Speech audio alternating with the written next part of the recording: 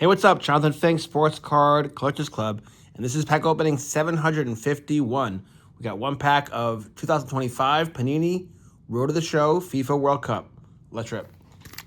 So Arrowhead Stadium was electric tonight.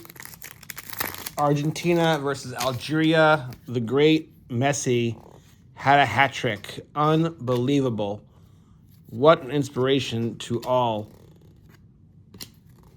Just such an amazing human athlete.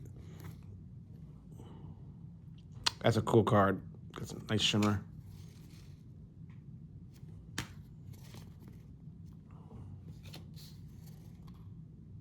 Ooh, Franz Beckenbauer. That's a legend.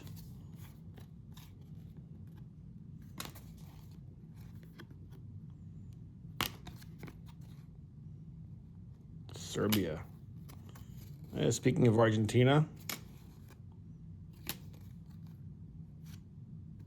France had a big win, and then Poland.